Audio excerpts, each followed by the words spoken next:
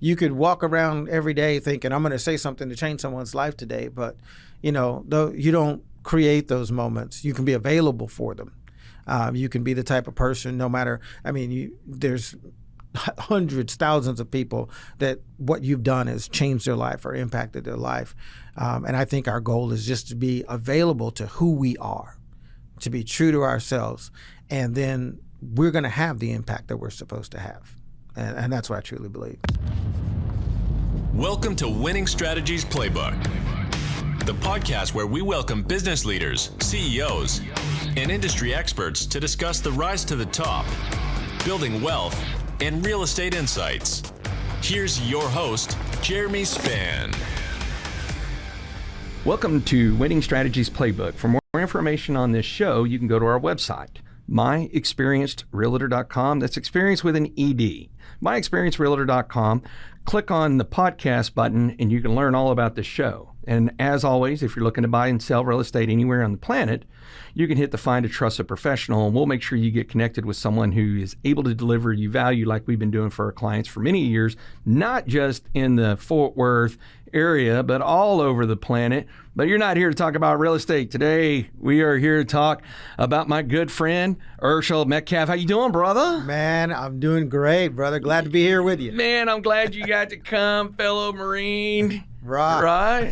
That's right. You're a retired Marine. I know. I'm just tired. Tired. But you got out as a gunny, right? I got out as a gunny, but in 13 years. So but in 13 years. Man, you're on the promotion track fast. Yes, sir. Well, before I start every one of these, I have to do a dumb joke. Okay. And I do that because it drives my father-in-law nuts because he made a suggestion over a year ago. We've been recording for over a year. Yes, sir, you have. I've been watching since the first one. Man, I appreciate that. So you're the one that downloaded it. That's it. Right? All right. I wonder who the one subscriber was. So I like to make these as bad as possible. What is the smartest insect? The smartest insect. Boy, my son's going to be disappointed if I don't get this. You got me. I don't know. A spelling bee. A spelling bee. Yes, okay. yes. And here we are disappointing everybody on my stand-up comedy routine moving forward. So you and I have known each other for many, many years. And I was thinking about this the other day. Is you and I actually met at HG Supply when some of the guys I did my MBA with were doing a week. It was a weekly or monthly, bi-week, I can't remember, but it was like a happy hour they were doing there quite frequently. Yes, sir. And you and I ran into each other, and of course it doesn't take very long for two United States Marines to figure out they're Marines. Yeah. And with that continued brotherhood of, even if we didn't serve together, we earned the same title, and that's right. We instantly connected, and we've been hanging out since. Yeah, absolutely. I remember that meeting. You look really good. You had a nice suit on. I remember that. I was like, man, that's a sharp-dressed guy. Oh, man, yeah, I love it. D. Jones was my tailor back then. They made all my suits. And so, that was a great group of guys and, a lot of stuff going on. I came out here to Fort Worth and said, man, these guys, the veterans out here in Fort Worth, work together a lot better than on the other side in Dallas. Well, it's kind of funny that you say that. Is Metroplex Marines that is over there in Dallas? Yeah. You're real familiar with them. It was really interesting. Is when we started Cowtown Warriors back in 2013. It was because there's a lot of Marine Corps things going on over here in Fort Worth, be it the base, be it Lockheed, Bell, and all these other places that they were like, we're really surprised that the Marines haven't really gotten together to really embrace this networking deal. Right. And so we did, and then since then it's great. And Donnie, he pretty much knows everybody on the planet, so he's been really good at connecting folks, and it's been really fun to watch over the last decade of how veterans are coming together, and of course we're always going to be biased for the Marines. Absolutely. And with one of my companies is a real estate fund, right. And so we're buying a bunch of real estate and whatnot, and so some of the properties that we buy are off campus student rentals in places. Okay. And so most of the landlords would be scared to talk to these parents, and I talk to them all the time. I'm like, hey, I'm not only an owner landlord, but I've got a sophomore in college again. Right. Right. She didn't get enough out of her first sophomore year. She had to do it again. Actually, she's doing really, really great. And so, but when I was talking with these parents, I go on to explain to them, I said, look, because they always go, thank you for your service. I'm like, hey, thanks for being worth it, you know? Absolutely. And I try to explain to them is what makes Marines different, right? Is, less than 1% of the population is ever on active duty or reserves, right? People don't realize that out of 350 million people living in this country, like there's not a lot of people that are on active duty or in reserves that are here to protect from good and evil, or protect from evil utilizing good, right? And as veterans, we only make up a little more than 5% of the population, which is dwindling quickly because there are maybe a handful of World War II vets, not a lot of Korean vets, and then of course, Vietnam vets have been dying off left and right with everything. So I said, when I see another fellow veteran, I'm always very connected. But what makes Marines special is nothing is given to us. Yeah, we earn it every step of the way, and that's what allows our methodology, brainwashing, whatever other people might call it. All that good stuff. All that good stuff is that's why we're dedicated. It's why we're wired, is because we weren't given the title, we earned that title. Absolutely. And it doesn't matter what your job was in the Marine Corps, whether you're the person that signs checks or you're the person who's flying F-18s, everybody earns the same title, and that's what makes us so interconnected. And so if there's anybody that truly understands brand and service, I would say is Marine Corps. Of course, I'm biased, being a Marine. Absolutely. Yeah, and it's just, and that's why I always get excited when I have a fellow Marine on the show here. So, and on that, let's start. Where did your journey begin? Where are you from? Where'd you grow up? And who got you to sign the contract to dedicate 13 years of your life?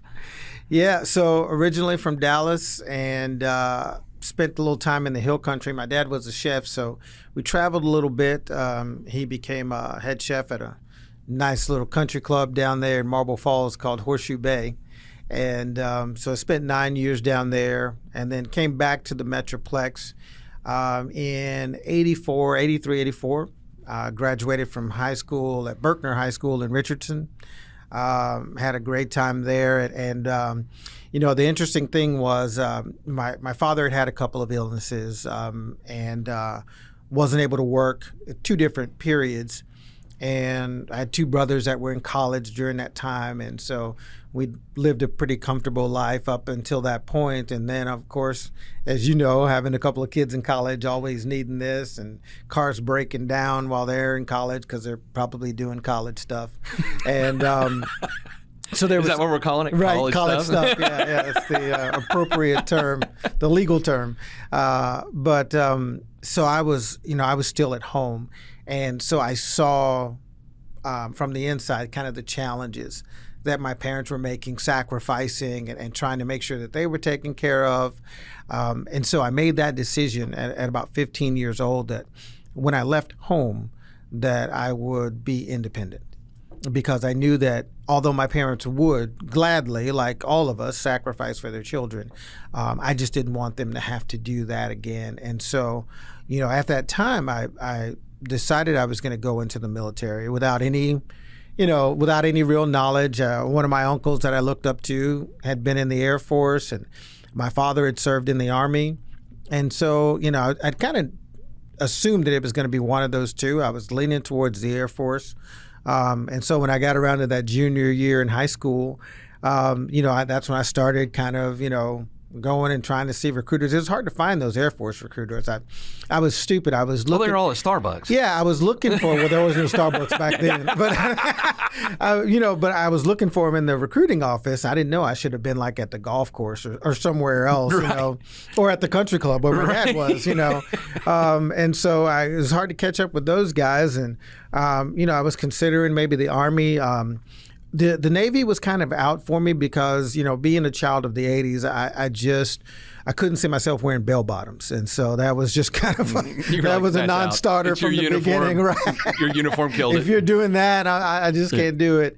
And the interesting thing was I got a postcard in the mail from Sergeant Kevin B. Love.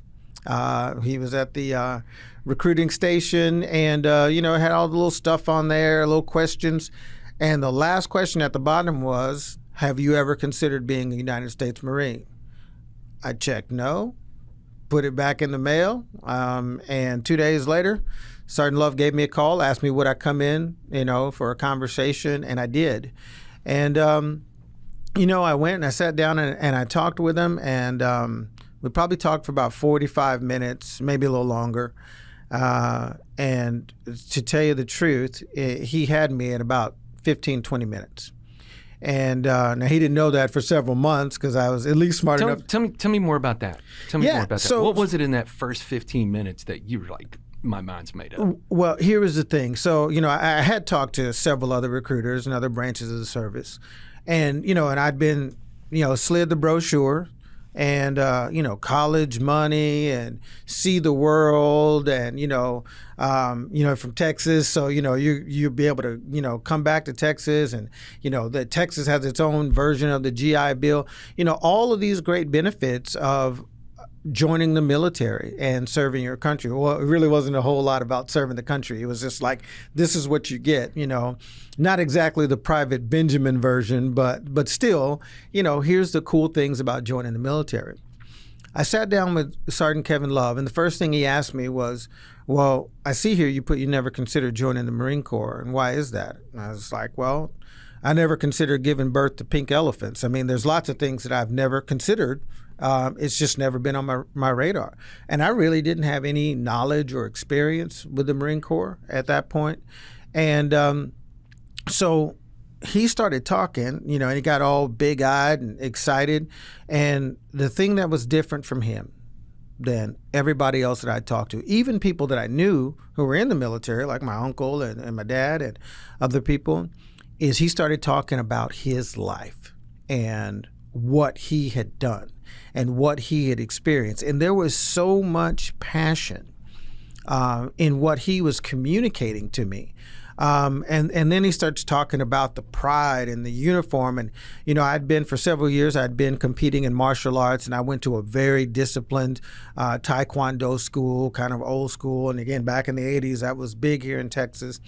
And, we had all the same things, our uniform, the folds in our sleeves, the way we rolled up our gi, and the respect for people of different ranks, brown belt and above. There were so many congruencies just as he was talking about his life, but that was it. Everybody else was talking about the brand of military that they were selling. And he was talking to me about his life. He wasn't selling me anything.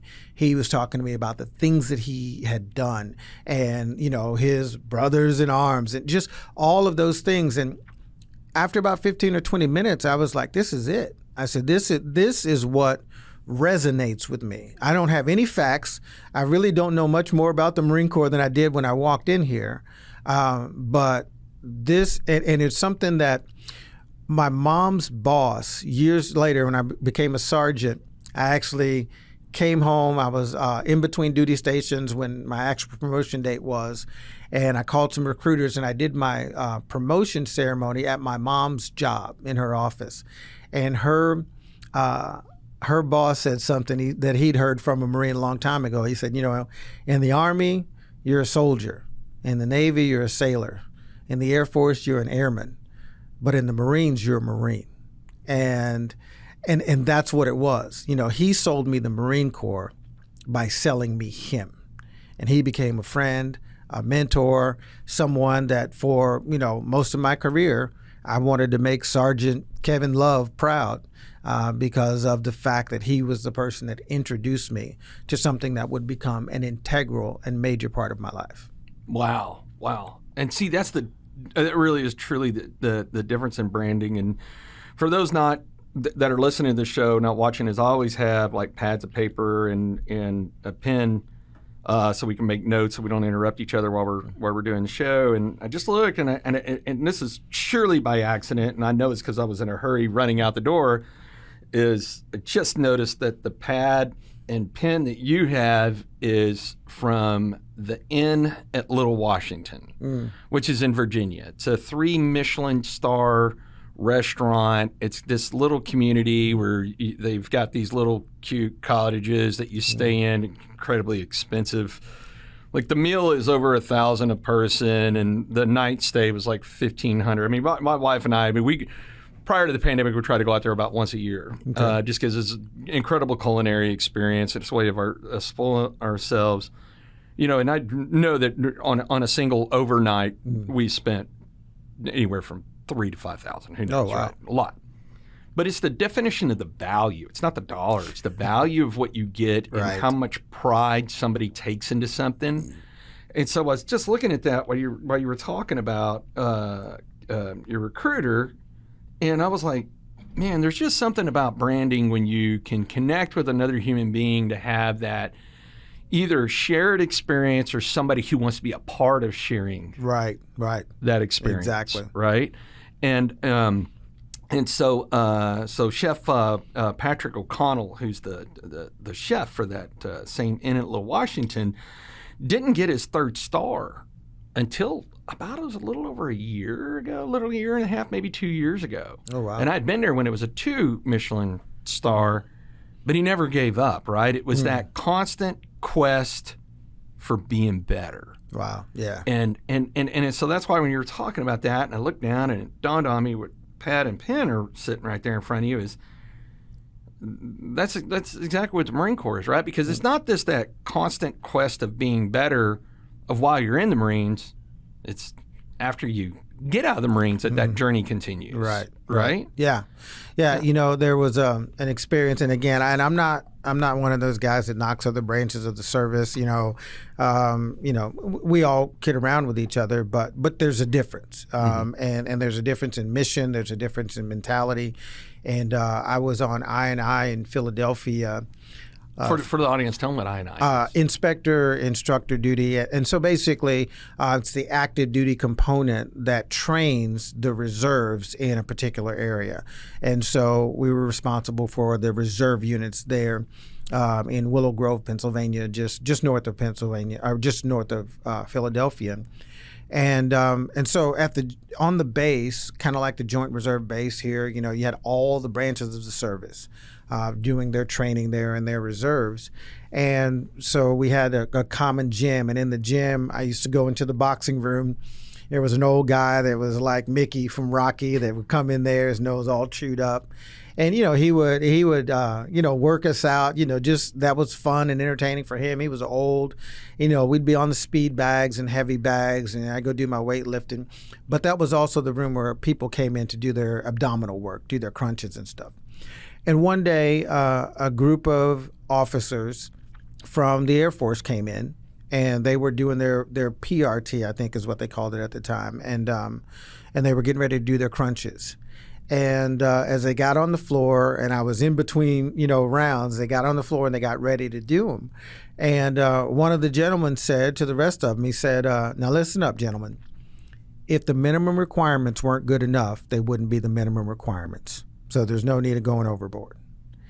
And I heard that, and that offended my Marine ears, right? I had been a 300 PFTer, meaning I was, maxing out the run, maxing out the pull-ups, maxing out the, sit-ups, or they had switched to crunches at that time. And, and it was, for me, it wasn't even about getting a 300 PFT. It was how low could I get my run score? How many pull-ups over 20 could I do for my own personal, edification, and that sort of thing. And so to hear that, I was like, you got to be kidding me. Why would you say that? Why would you be okay with doing the minimum? But, later I recognized, again, if there's a different mission, a different focus, then maybe that's okay for who you are and what you're doing. But that's what made me need to want to be a Marine, because it was always about pushing the limits as far as you could go.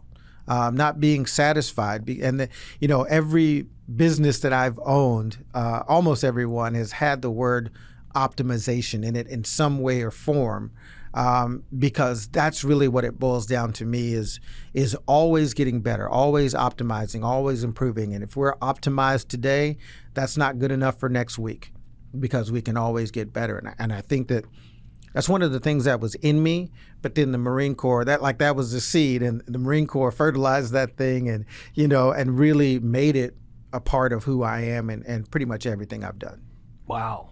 And so you do 13 years. Yes. What ultimately get you to a point? I mean, because man, you're over the halfway mark to retirement. Yeah. What occurs that says it's time for me to transition? For me, it was it definitely was. I never had a short timer's calendar. I wasn't dragging my feet and saying I can't wait to get out of here. I was loving being a Marine, enjoyed it. I was promoted well. Matter of fact, I was even offered a re-enlistment bonus of $30,000 at the time, which was a lot of money. And again, like I say, I was a gunnery sergeant. But for me and my family at the time, it was really just time for that transition. And I had a lot of people that didn't appreciate that. I had a first sergeant that really told me a few things about myself from his perspective of me getting out as a gunnery sergeant with 13 years, and he was unhappy. But he was mostly unhappy because he was at about 30 years and was being forced out and didn't want to get out. And so I had an honest conversation with him. I said, there's something that we say as Marines that sounds really good and feels really good. It says, being a Marine is not what I do, it's who I am. And there is some truth to that. But then there's some fallacy to that too, because if that's all there is, if being a Marine is who I am, then the minute I can't do that anymore, but I think that that's my identity, there can be some challenges and some struggles. And he was facing that identity crisis, and he was afraid. He's been a Marine for 30 years, hasn't been afraid of anything else, but he's afraid of not being able to get up every day, put on that uniform, and then go do being a Marine. And so my identity wasn't totally consumed with being a Marine. And at that point in my life, I had three options. Stay in the Marine Corps, re-enlist. I was going to go to 3rd Marine Division in Okinawa. And by the way, this was in the summer of 2001. And so my second option was to come back home to Dallas. I was a communications technician, so I had a couple of career opportunities at Northern Telecom and Ericsson over in Richardson, where I was from. That was kind of a communications alley over there. It's great opportunities. And then the third option was to go vocational in the business of religion. And I was already doing ministry work and missionary work and going to places like Brazil and Italy and Mexico and things like that.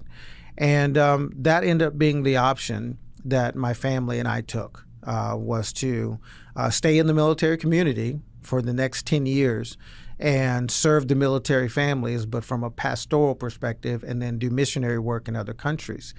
And so, we made that decision. And then, of course, just a few months later, some planes fly into buildings in New York and Pennsylvania and the Pentagon. And so now that was a really interesting time, because my uniform still fit, and everybody that I know and everybody that I'm serving, their lives just changed on that day, and I knew it. And I sat there and I watched it, and I thought, and I remember very clearly what my thought was.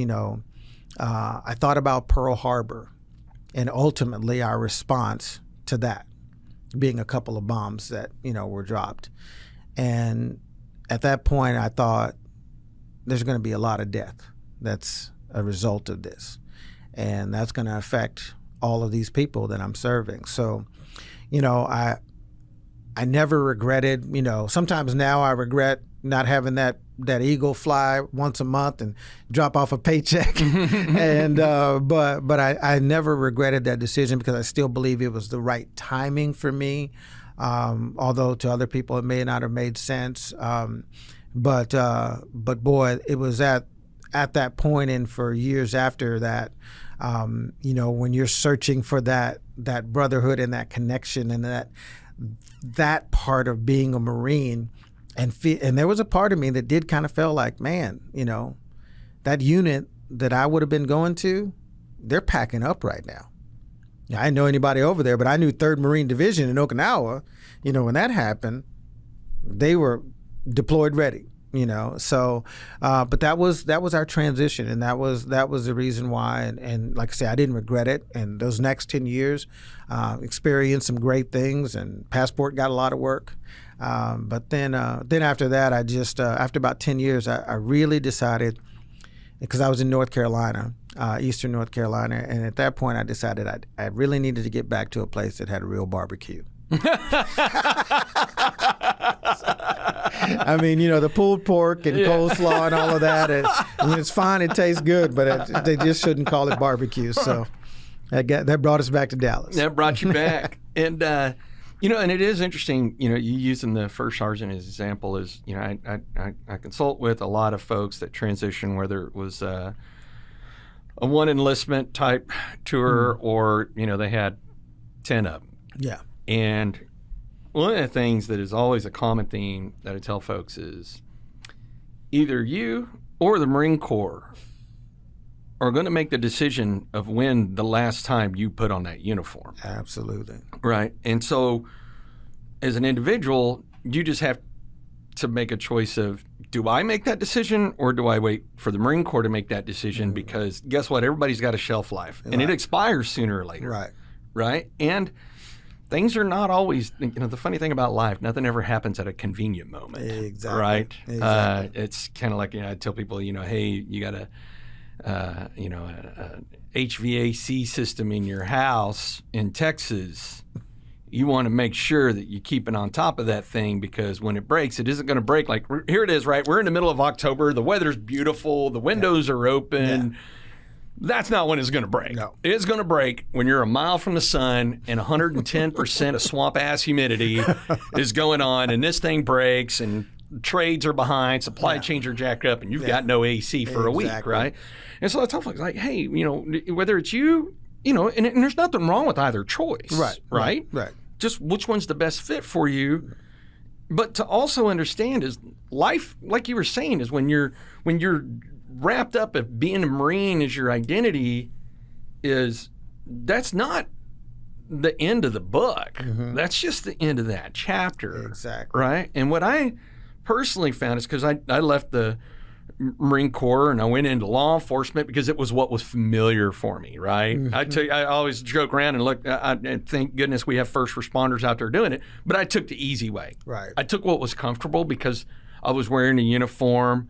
I knew how, things were just different type missions now, instead of being trained to go out there and kill the bad guys, put them in jail. Right. And so, but the thing about it is, even when I left the department, is I went through that transition twice. So I did it coming out of the Marine Corps, and I did it coming out of the department, and neither one of them was more easier than the other, right? Because you do get wrapped up into that identity, but you have that real conversation with yourself in the mirror. Go, this is just not what I'm supposed to be doing. Yeah. I was a really good Marine.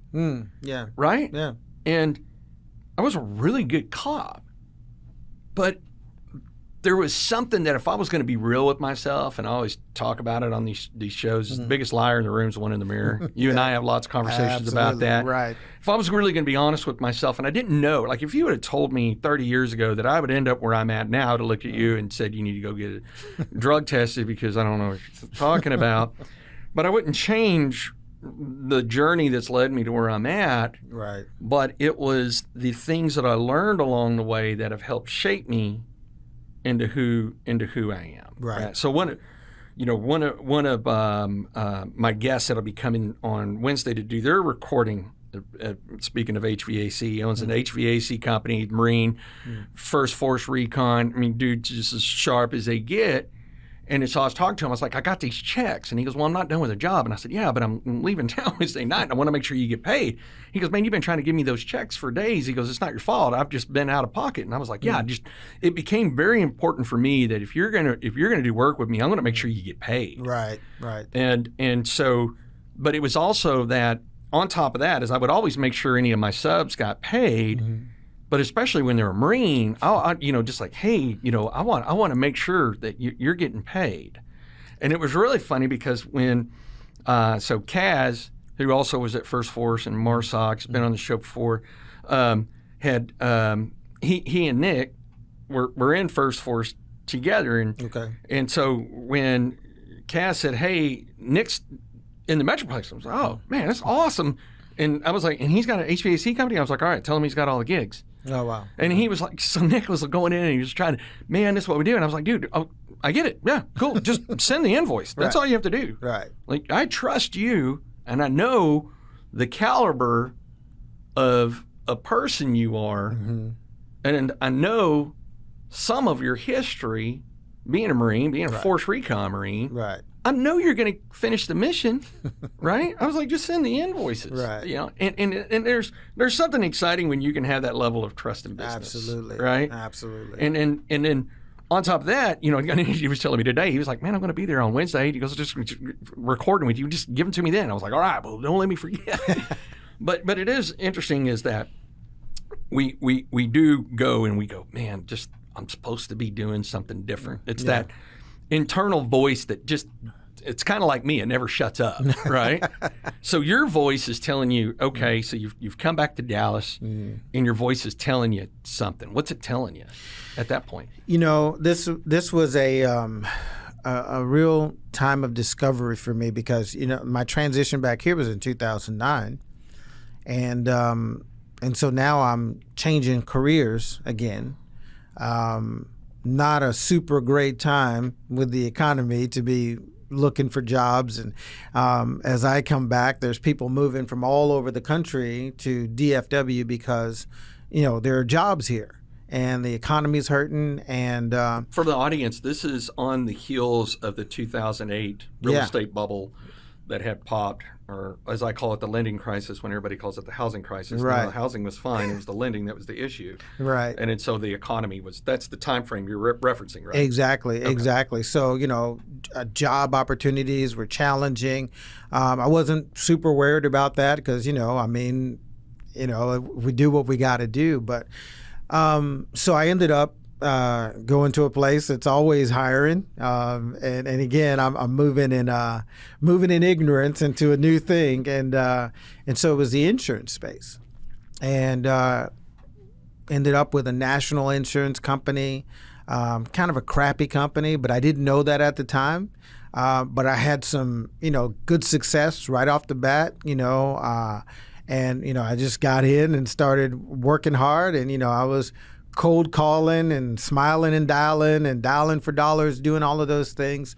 And it didn't take very long before I realized, what they were driving us to do was very beneficial to the company, not super beneficial to me. So I started focusing on a different area that was more lucrative.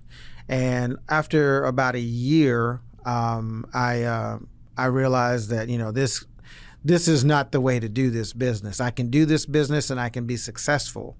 But if I keep doing it for them the way that they want me to do it, then I'm gonna work real hard for a long time with minimal results. But what really happened during that period, all my life, even before I joined the Marine Corps, I ultimately thought my purpose, my career, my internal drive was always to be a teacher. And, I thought that, if I go in the Marine Corps, I might be in 6 years, I might be in 30 years, and then I'll have a retirement, and then I'll probably become a teacher. And when and then I thought, well, I'll probably get out of the Marine Corps and go get a job in technology, make really good money, secure the future, and then go be a teacher. And it was always like that terminal career for me was going to be a teacher, because that's who I'd been all my life. When I was a kid and I started taking martial arts, every kid on my street was taking martial arts when I came home. Anything that I could get here in my head or here in my heart, I always felt like I needed to share that and teach other people and get them to get it. And so that was always kind of the thing that I thought I was working towards, being a high school teacher or college professor or something like that. And what I started to realize, understanding better during that time, is that's what I had done all my life. And I had this perception because my father was in his purposeful career his whole life after the Army. He was only and always a chef, his entire life. And so in my mind growing up, it was kind of like everybody has that profession that's right for them. Some people just go work jobs, but if you find your purpose, then your profession kind of lines up with that. And that's what I always thought. And so I was working to getting to that place. And but then what I realized is that, yeah, I'm a teacher, but that doesn't necessarily have anything to do with school, college or high school. It could. But everything that I've done, every place that I've been successful, what I have done is transferred knowledge, transferred passion, and helped people excel. So once I understood that in financial services, then the job became even easier, because I realized what my job wasn't to sell a financial product. My job was to educate people in succeeding in what they were already trying to do. Everybody's going to work and they're saving money, they're investing because they want to have a certain level of retirement or they want to live a certain lifestyle. And what we don't do in our education system is teach people about money, teach people about finance. And so that's what really happened when I came back and I left, started my own agency, and we built everything around educating people. I joined a boutique financial firm a few years later, and I joined them because I felt like they did a job at educating people on how money works. Man, and that's and I want to come back to that one here in just a second, but I want to go back a second. Is this passion for educating people? Mm-hmm. Like, where does that come from? Like, what is it? I mean, it's just you even said it was even before you went into the Marines that you had this driver in you, mm-hmm. right? That was like, man, I this is what I want to do. Where does that come from? Well, I can only take it back to 5 years old. Before that, I don't know. But when I was 5, as a matter of fact, we moved from Dallas down to the Hill Country, Mobile Falls, and 5, 6, somewhere around there. And I remember we were waiting for our house to be ready, and so we were staying in this temporary house. It was a duplex or something. And I was sitting on the floor watching TV, and this documentary that this documentary that we've all seen probably dozens of times now, on Dr. Martin Luther King Jr. came on. And I was in the room by myself, like a little kid, sitting really close to the television watching it. And as I was watching it, and this was all like new stuff. I at 5, I wasn't aware of the civil rights movement or any of that stuff. So I'm just watching this story about this man and seeing all the things that are happening and hearing the narration. And so while I was watching it, what I heard was the right man at the right time saying the right words can change the world. And I was like, wow, at 5 years old, every time I say this, I can see myself, I can feel it, I get goosebumps. And so I never forgot that statement. And Jeremy, fast forward to, again, me being out of the Marine Corps, working in ministry. I've got 3 kids, and we're watching this exact same documentary on Dr. Martin Luther King Jr. And so now I'm waiting for this moment to, hear this part and share that I heard that the first time when I was 5 years old. I wanted to, have that dad talking moment with my kids. And we watched the thing from front to back. And nobody says that in that documentary. Dr. King doesn't say it. It's not in the narration. It's never said. And I've watched it many times since then. And it was at that moment that I realized that was an internal dialogue at 5 years old that was burned into who I was, that I had a purpose, and that was to be able to take things from here and here, bring them out here, and impact other people's lives. That gives me goosebumps hearing that, man. Wow. Yeah. Because at 5, one, at 5 years, that's 60 months on this planet, right? You haven't been exposed to anything that could give you, sure, do you have child prodigies that can maybe play Mozart at 5 or something like that? Sure, not taking any of that away, but for the normal human race out here, most of us don't have enough experience of things to have a moment like that. Right. And then for that to manifest and carry on for many decades to when you're like, that was never said in the show. Yeah.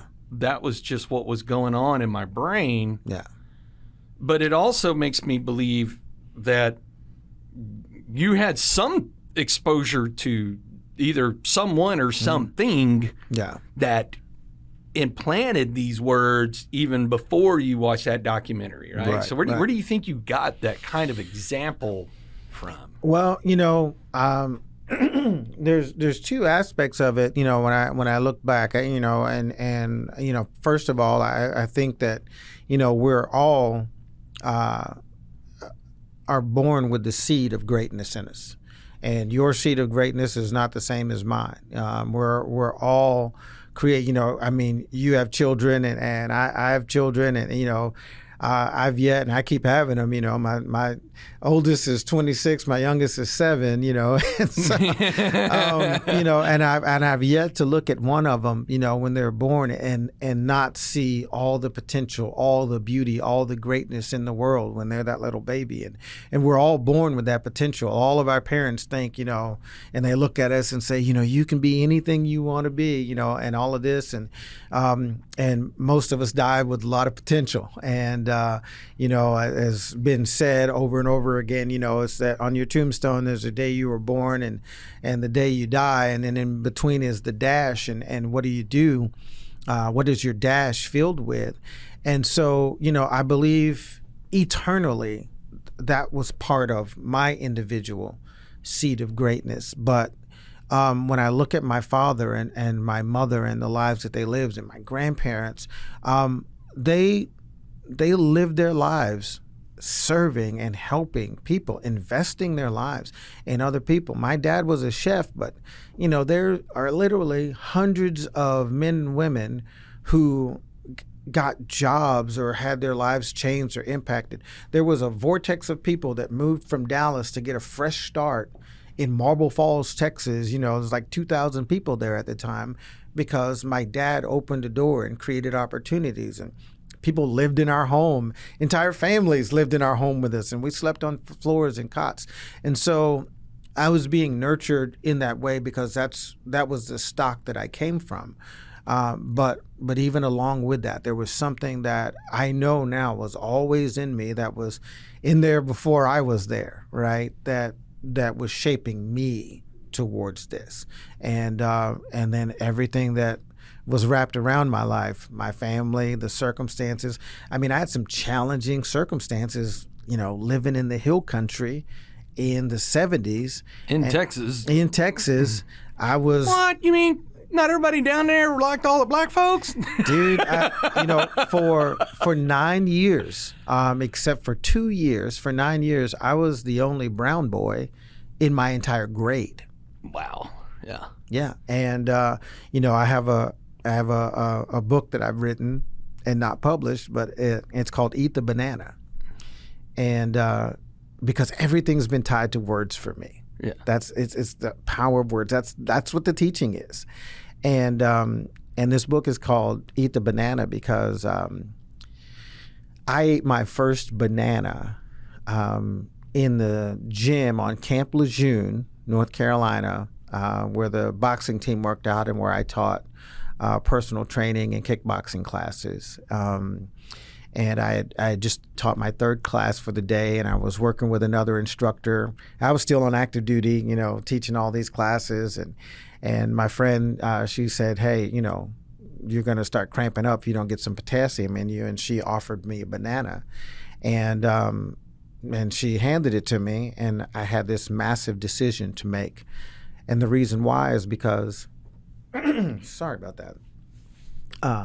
When I was a very young kid in Marble Falls, I had a coach who was born and raised in Marble Falls, didn't have this wonderful tan that I did, and he made some comments about black people, monkeys, and bananas in front of all the other kids and me, and from that day on, I never said a word. I never spoke it out loud. I never told anyone, but I would never put a banana in my mouth. I would never. My Aunt Dorothy apparently made the best banana pudding this side of heaven. I never tasted it. I would never eat anything with banana in it. I would never eat a banana, and I never told anybody why. And sitting on that gym floor when my friend Danielle handed me that banana, and again, I was born in 1970. This is in 2000, and I'm sitting there and I thought, there's no way I'm going to let this man who doesn't care about me, probably doesn't remember me, definitely didn't love me, but his words have had power over me in this area all of this time. And so today I'm going to eat this banana, and that's over with. But what evolved out of that was this understanding that, we've all thrown some careless words out there. And not thought about the impact that they might have had. But then again, that lined up with my purpose, and my mission is to be very purposeful in the words that I share with people, because you may not be thinking about the impact 15, 20, 30 years down the road. You may not be paying attention to how what you said to your child in a moment of anger or frustration, and how that might impact their identity of themselves. And so, that was really one of those moments. And just a few years later, and at this point I'd been traveling to Brazil a few times a year. And a few years later, I was, internet's becoming a thing, and chat rooms and all of this. And it was the year that, I don't remember exactly what year, but it was the year that the World Cup was in South Africa, and they were blowing all the vuvuzelas, and that noise just sounded like a billion bees, in your ear. And I had a young man contact me online in a live chat, and he was a young Brazilian guy, and he said, do you remember me? And he said, I met you in Uberlândia, which is a city in Brazil that I used to go to. And I said, yeah, I remember you. And he said, I just wanted to make sure that you were proud of me. And I said, what do you mean? I said, of course I'm proud of you, and I vaguely remember the young man, and he said, well, and he was a Brazilian, but he was of Japanese ethnicity, which people don't realize is that outside of Japan, the largest Japanese population is in Brazil. Exactly. Mm-hmm. Exactly. And so, he, and he had some identity issues. And he was a teenage boy, maybe 14 or 15 when I met him. And he said, I just want to make sure you're proud of me. I said, of course. He said, well, I'm in South Africa, and I'm a professional soccer player now from Brazil. And I was like, man, that's awesome. And then he tells me online in this conversation, he says, the day you met me, he said, I look Japanese, and I never felt like I fit in. and I was really kind of lost, and I wanted to kill myself. And he said, the day you met me, you walked up to me, and this was through a translator, but he said, you said to me, you need to believe in yourself because God believes in you. And he said, and that was my first conversation with him and first words. And I didn't remember that conversation, but he did. And he said, and from that day, my life started to change. And now I'm a professional Brazilian soccer player, and I'm in South Africa, and he was playing with this organization, and as they played soccer and raised money, they provided shoes for, kids that didn't have shoes, some organization. And he said, I've been waiting to find you and waiting to talk to you again so that I could tell you thank you. And and it's those moments. You're like the modern day Ted Lasso. Yeah, it's those moments, and you don't have to have a lot of them, but it's those moments that kind of connect you with purpose and value and things that, you can't orchestrate something like that. You could walk around every day thinking, I'm going to say something to change someone's life today, but, though you don't create those moments. You can be available for them. You can be the type of person, no matter, there's hundreds, thousands of people that what you've done has changed their life or impacted their life. And I think our goal is just to be available to who we are, to be true to ourselves, and then we're going to have the impact that we're supposed to have. And that's what I truly believe. Man, and you and I have had many conversations on this topic, right? Yeah. And we've had uncomfortable conversations. We both got out of our comfort zone. Yeah. My first episode with one of my personal advisors, Kevin Davis, and where I'm on a show, and I was like, hey, I'll put this out there for the rest of the free world to hear it. First black person I ever met was when I got in the Marine Corps, which is also the best place to meet someone different from you because you're all treated the same. Exactly. Right? Exactly. I was blended in just like everybody else was blended You're in. all right? equally worthless. and so, but it's something that you said there is that how often do human beings give someone who really has no control over them, right? Yeah. Like, I can't control you, right? And you cannot control me, but we give that power away so often as humans, right? Oh, yeah. And that's why I always come back to have an honest conversation in the mirror. Like when you were talking about, right? When people use unpleasant words, right? Yeah. Well, I often tell folks, there's two types of people on this planet. Those who have used unpleasant words and those who lie about it. Right, exactly. Right? But I don't care who you are, from priest to president, man. Everybody said something dumb. Right, exactly. Or said something that they didn't understand the impact that word or phrase or paragraph or dissertation or whatnot might have on somebody else. And the thing about being, this is one of the, really kind of going in philosophically here, right, is one of the things that I love about being a human and living in this country is, are there some people that judge us based on our past? Absolutely. Can't do anything about it. Right. Can't change their mind. They are who they are. Right. But I choose to associate myself with friends like you that can go, my past hasn't always been perfect or pretty. Last I checked, there was only one perfect person to walk the face of this earth. He died like 2021 years ago. Exactly. But what do you do with what you learn going forward to try to have that impact on other people? Yeah. And that's where it starts to establish, that my favorite word, trust. Yeah. Right. And I can remember you and I. We were at a Mavs game. Mm-hmm. Yeah. And we were really diving deep into some conversation. We went. I'm trying to say. We went somewhere afterwards. I think we went to a party or. We went to a bar, and then we went to a friend's house around the corner. Yeah, it was a long night. And we were really diving into the conversation because so many people are afraid to have an open dialogue with someone that is not just like them. Right. Now, what's really funny, and this is where you really helped me understand, because I'm always trying to learn. I'm always trying to educate myself, and I'm always trying to figure things out, right? I'm always I just like figuring things out. Right.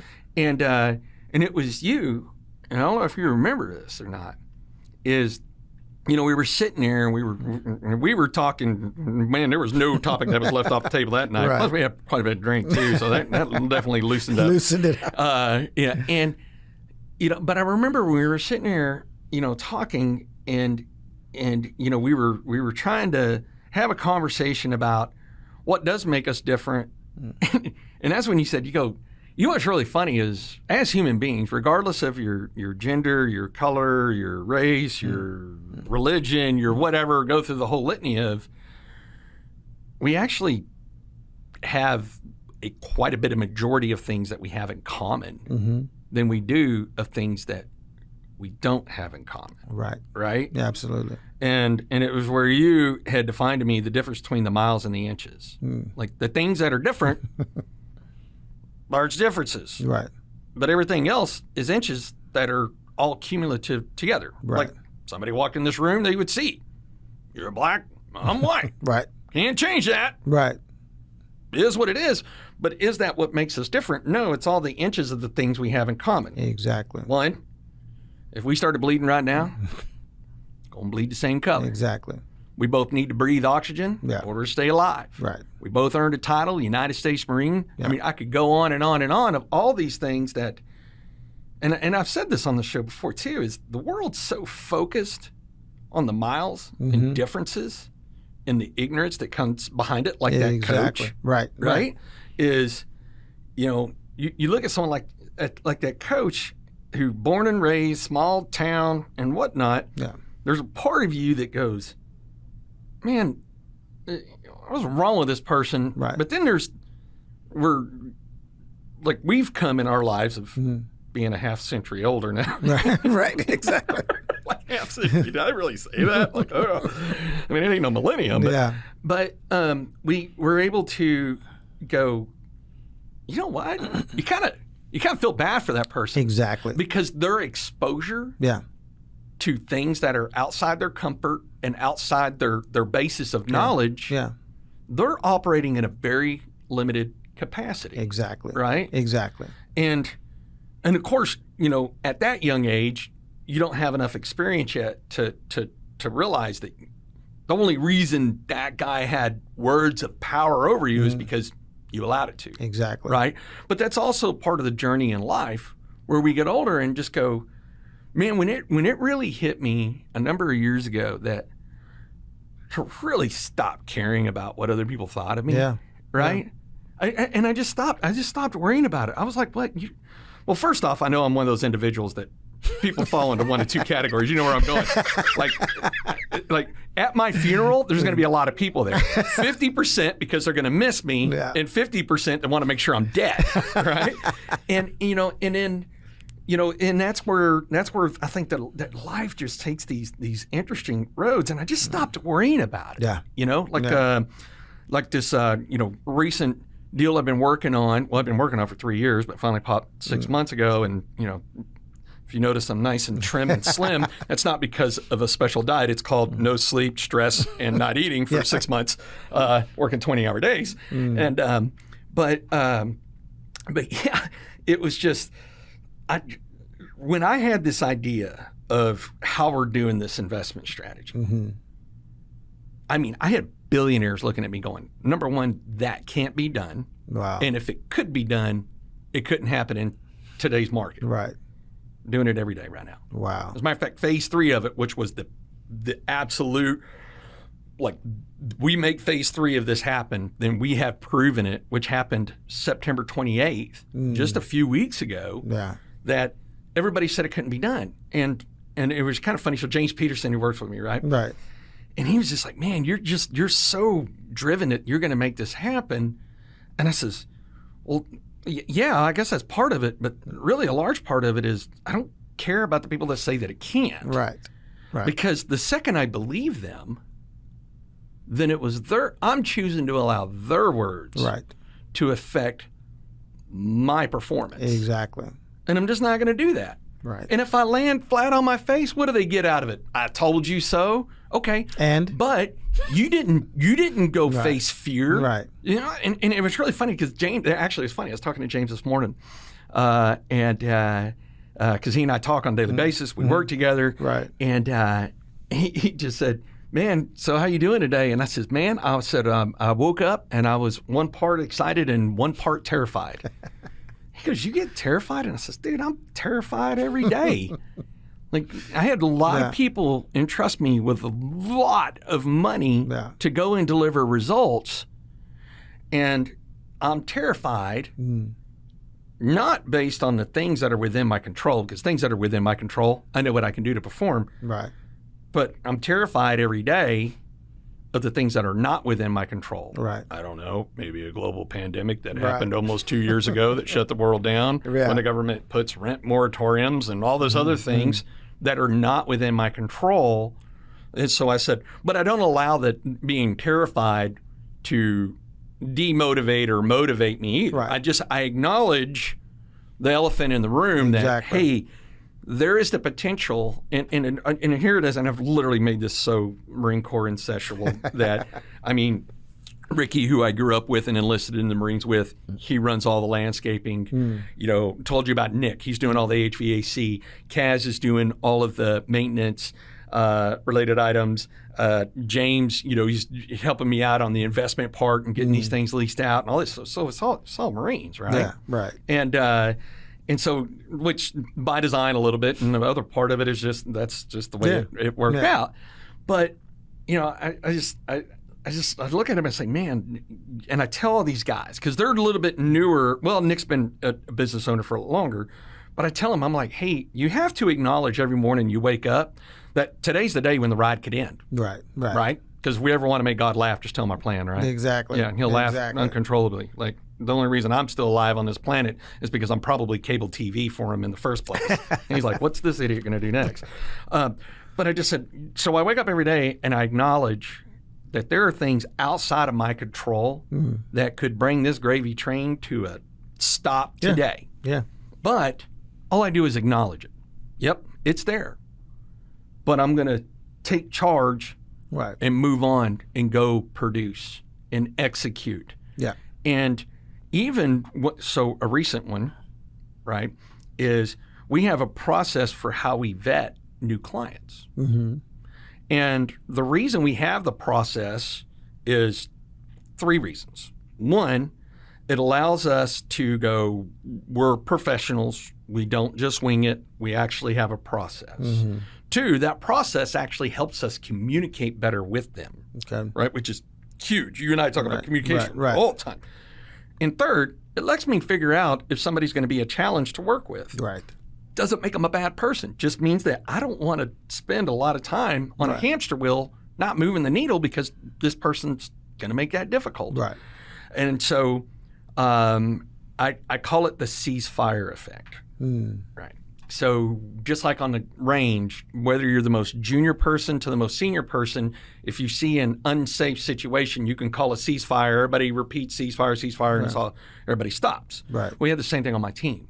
If one person sees something that the rest of us missed that says this person could really, not a bad person, not painting these folks as bad people, but as somebody who could potentially cause a lot of disruption in our business, then they can raise their hand and say, I'm not going to be comfortable with working with these folks. Oh, wow. And so, and especially Lynn, who's the quietest out of all of them, was the very first to go, man, I am, man, this lady's going to be really, really challenging to work with, oh, right? Wow. And then James, and then everybody was like, yep.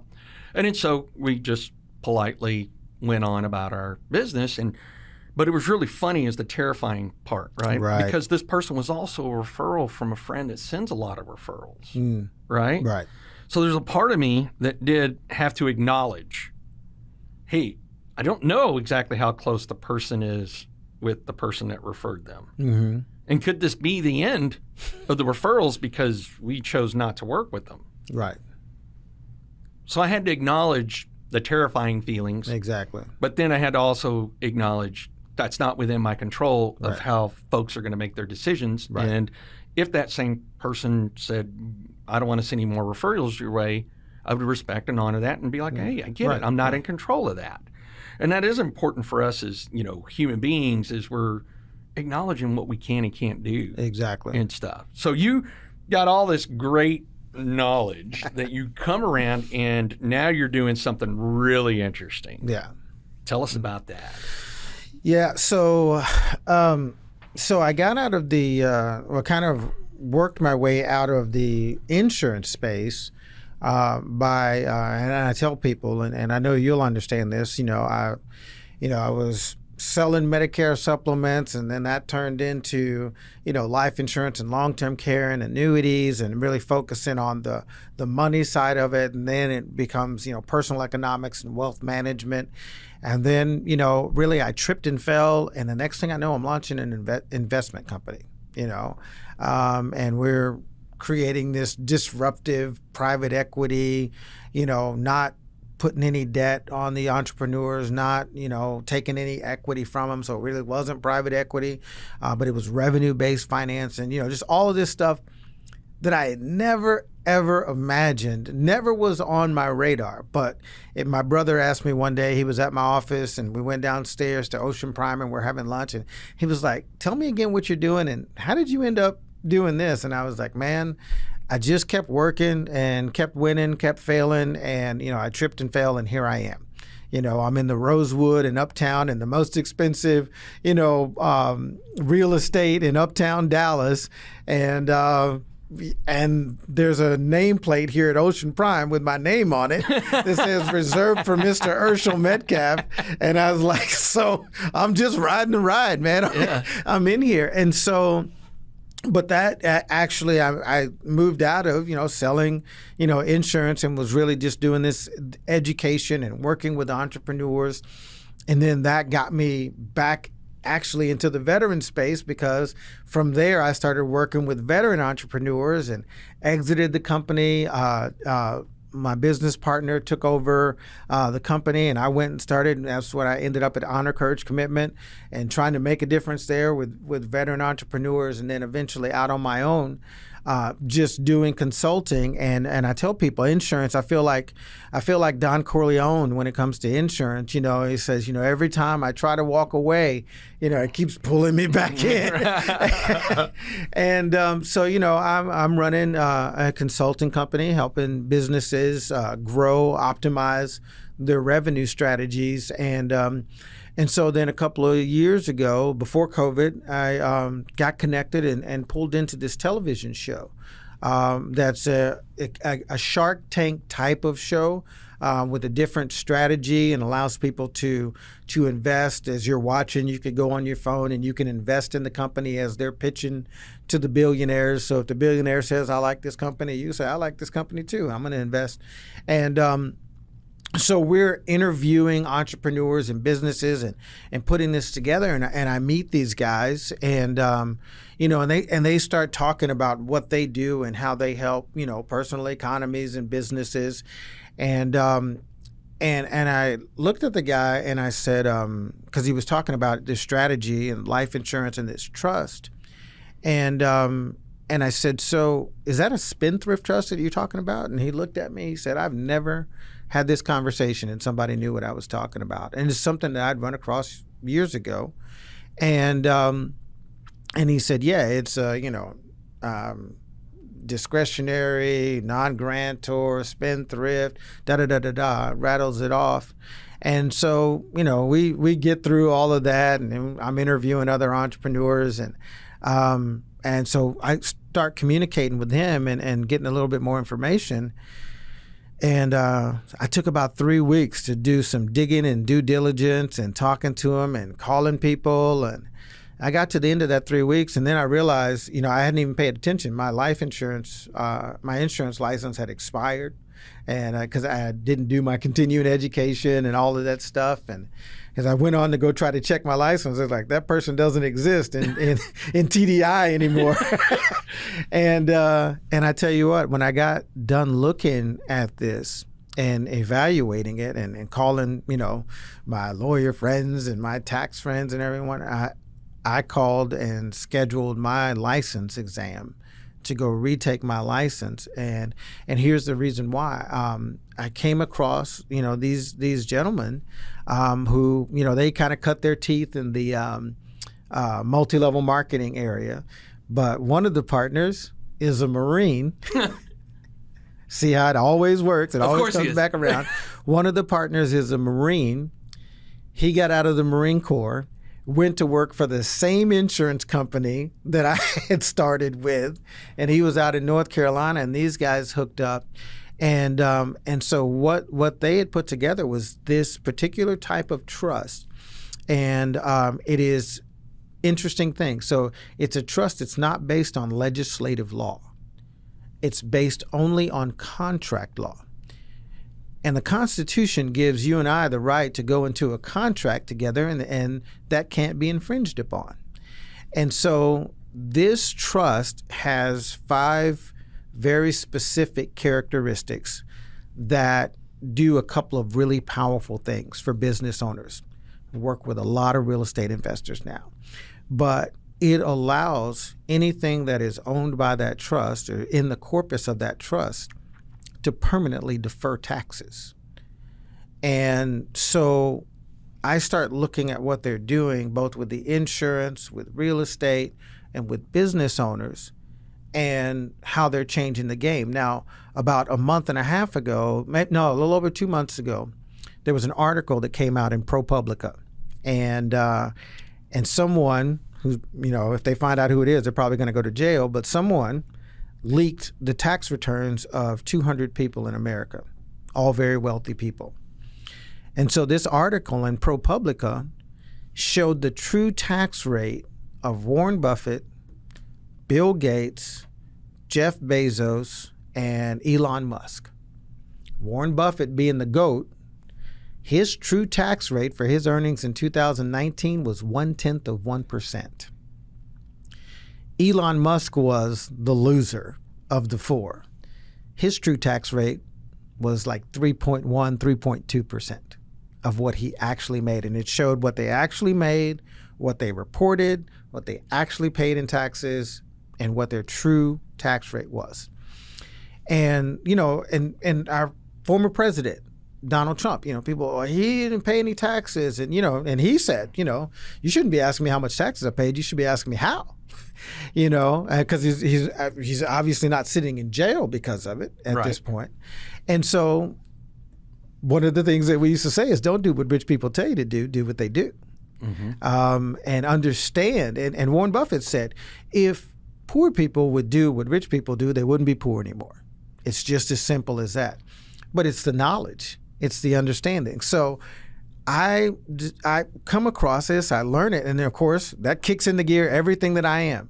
This information does me no good if I can't find people to teach it to and impact and change their lives. I work with a CPA that's been doing this for 31 years, over 1,000 active clients. He never had any desire to market any of this. He's just been managing. He's filed over 10,000 tax returns on this trust in those 31 years. He's not a Marine. He was Air Force. And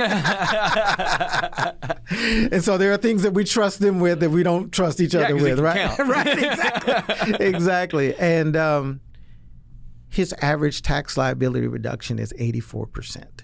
Wow.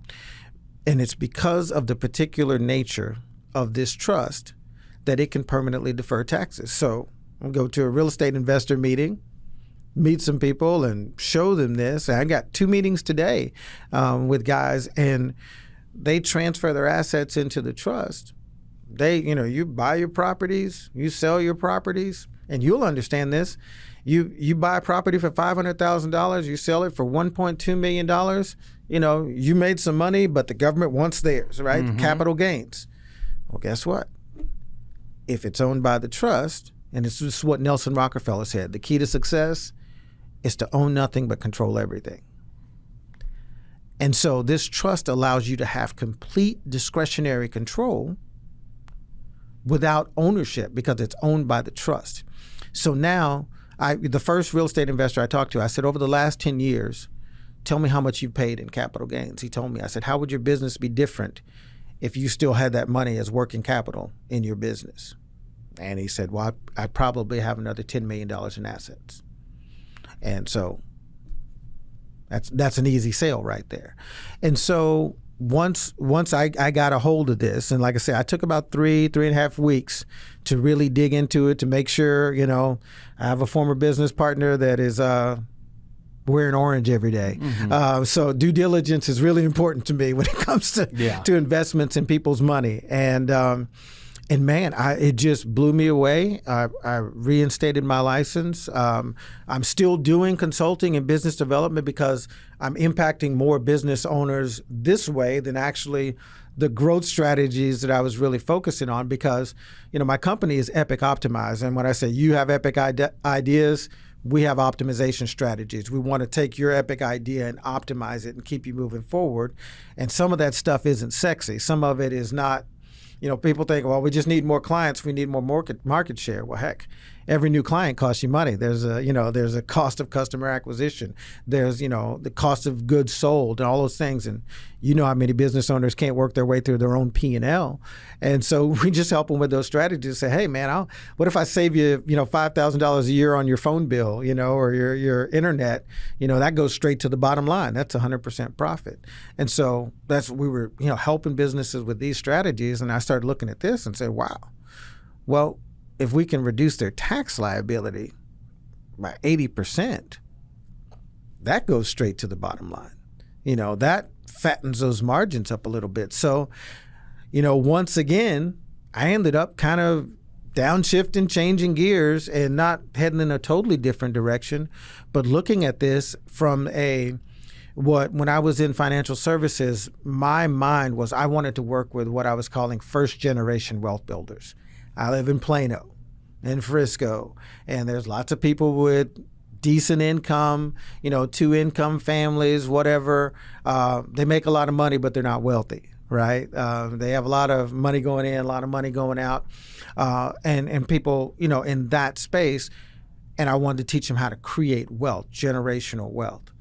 And so now I look at this, I come across this, and I say, now I have a different set of tools that I can work with entrepreneurs. I can work with individuals. I can work with people who have families, and say, I'm going to provide you a little bit more education, a little bit of strategy, introduce you to some tools that are just going to impact the way money moves through your life, the way money moves through your business, so that you keep more of what you make.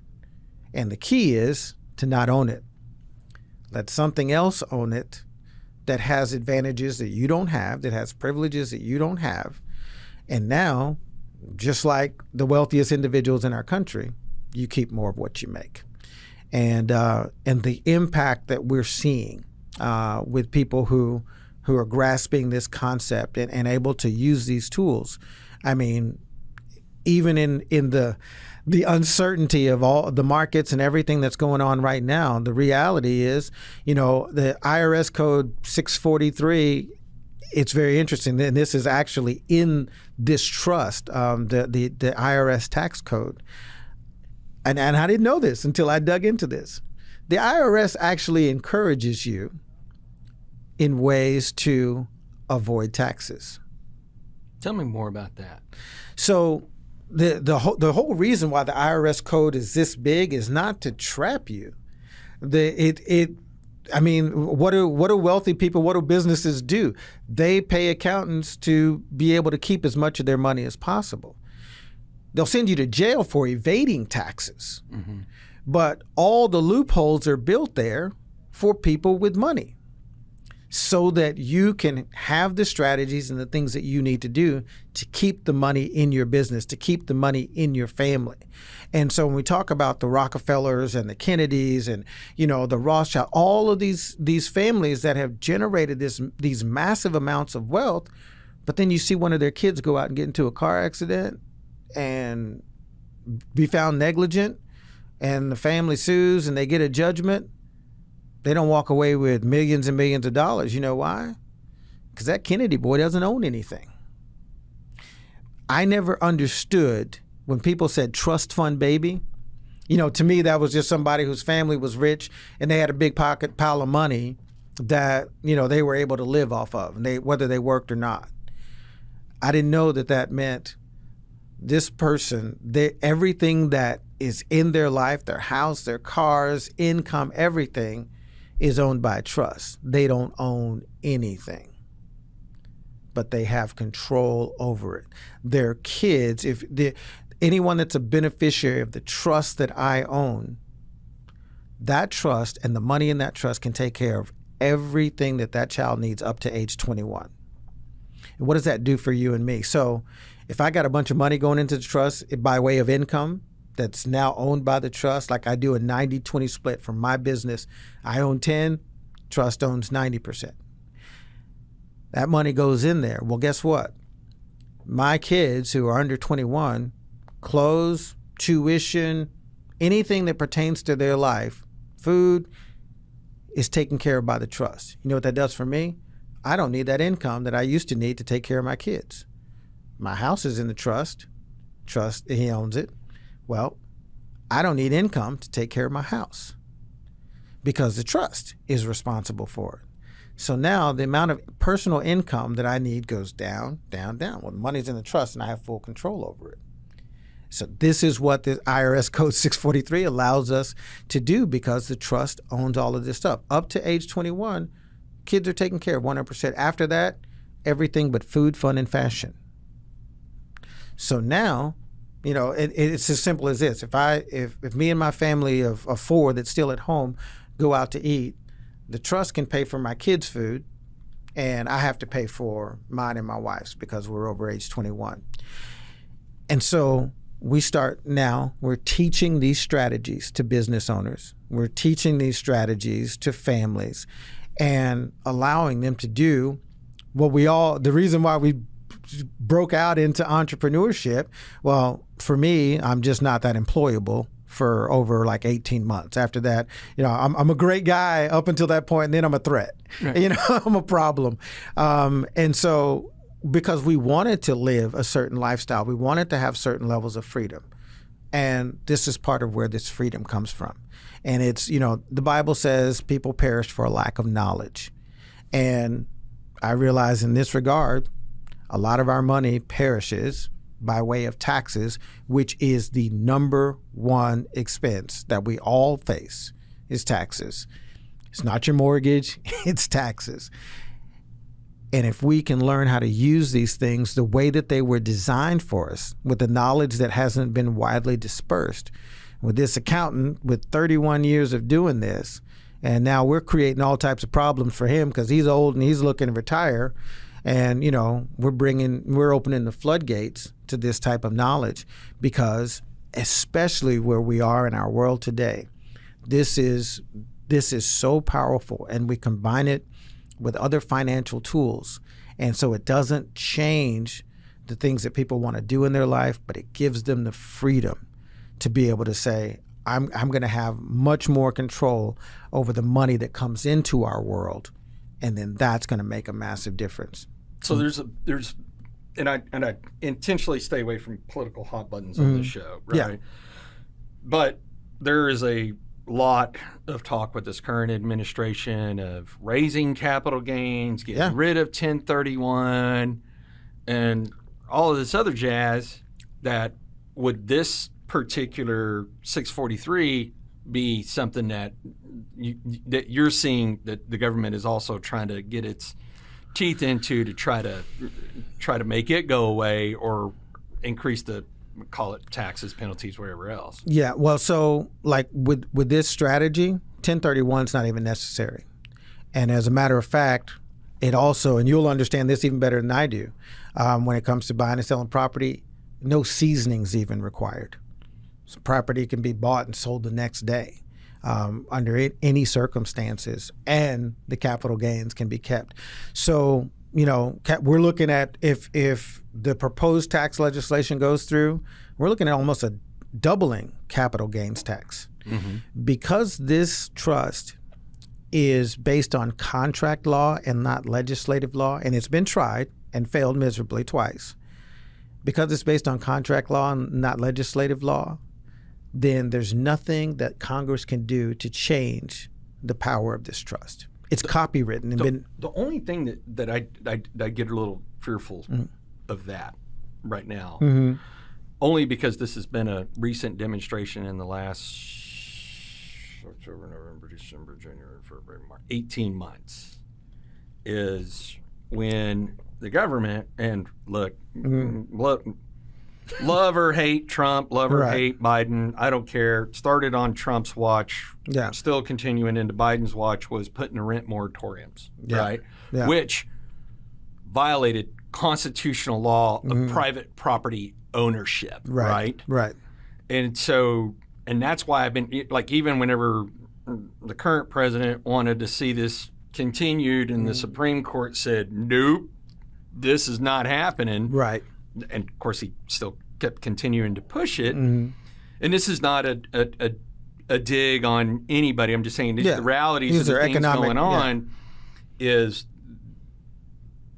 those seeing something like that happen is creating a lot of fears right now, because you're like, well, no, I mean, we've always had this protected by this, and then now we had folks from both sides of the aisle that stepped in and said, no, this is what we're going to do. Now, I get it, the intention is for the betterment of the country and all that, and I understand the methodologies and the philosophies and everything, but I'm like, yeah, but this is mine. Like, I've you and I, hey, look, we ain't come from silver spoons. We ain't come from a lot of money, I mean, might have cleaned a few of them, but and so to get to where I'm at now, those are some of the fears that I have. Is like, what can the government come in and start doing that they've never been able to do before? And again, it's not a conversation about that. But I look at watching that for the last 18 months and then seeing like, hey, here's a benefit. Right, that it hadn't been around for a week, right? This has been around for a bit, right? Longer than our country, actually. Yeah. So this is not something new. Is even though it may be protected contractually, right? Is it the ultimate shield from things? And I get a little curious. We don't have enough time today to go through that one, but I do. Let me tell you one thought that I have on that, though. Because that's a very valid point, and it was a part of my initial concern. Because the minute I jump into it, then they're going to change the rules, right? Right. The problem is they would have to change the rules on the wealthiest people in this country. Yeah. That have had these things. The Rockefellers have had one specific trust that's been in effect for over 150 years.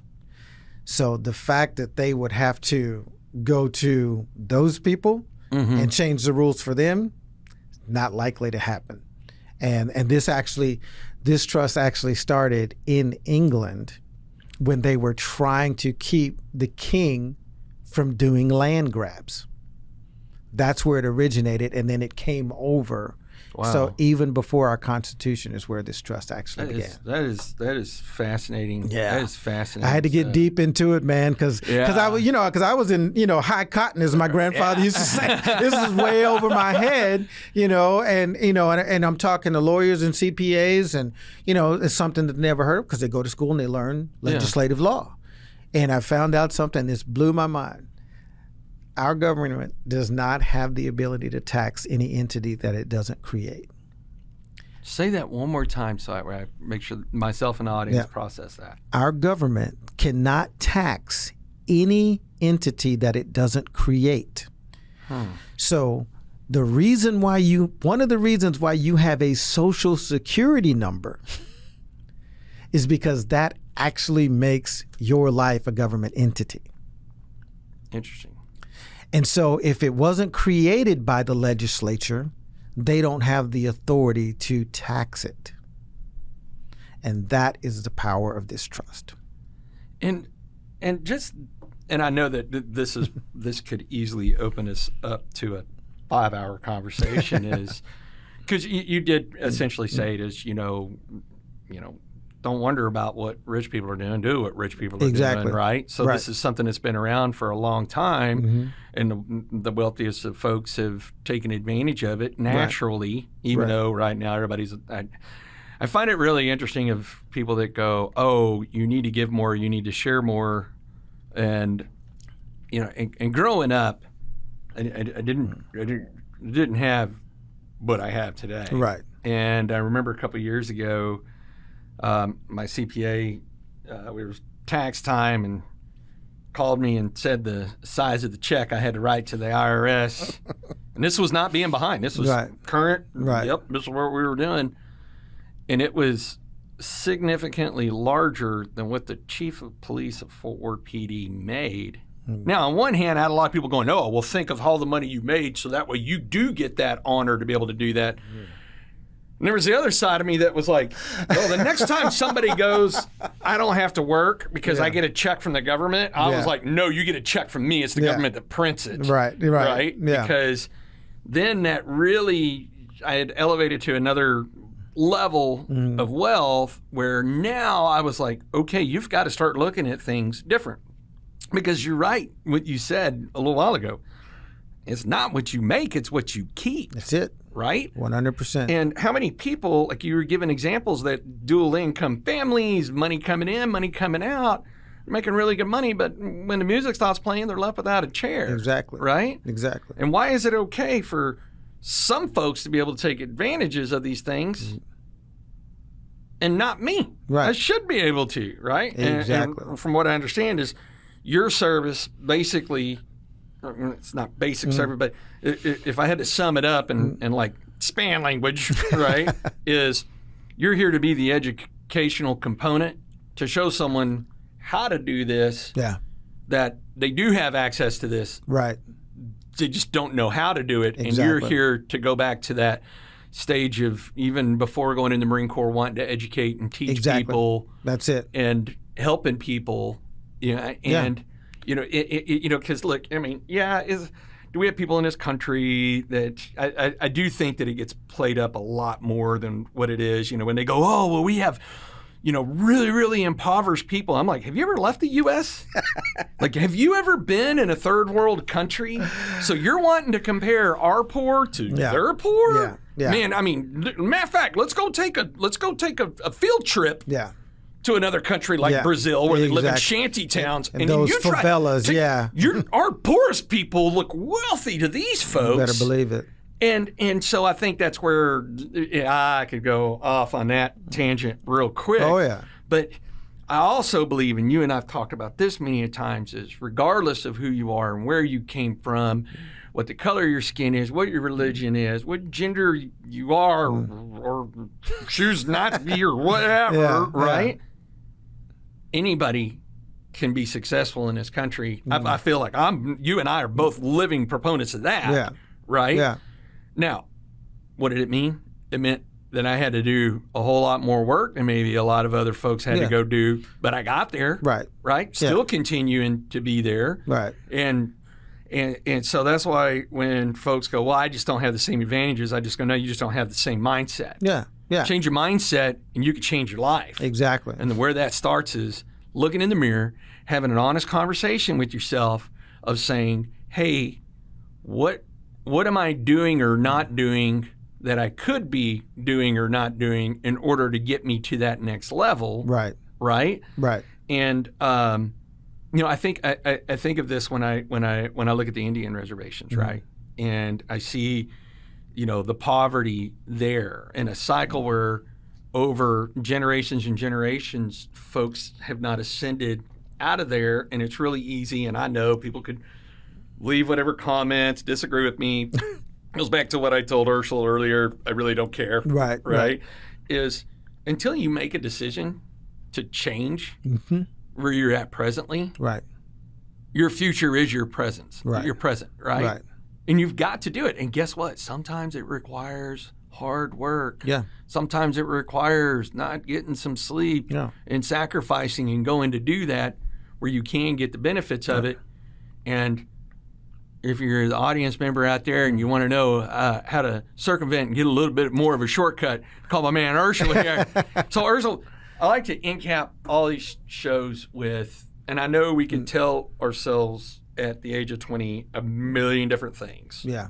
But if there was one, like you were like, hey, I got a note from the past that present day Urshel can go back in time, and 20-year-old Urshel has said, I will listen to one thing. What would be that one thing you would tell self now 34 years ago? There you go. There you go. In there. I'm proud of it. I'd be ashamed of it if I looked like it. But,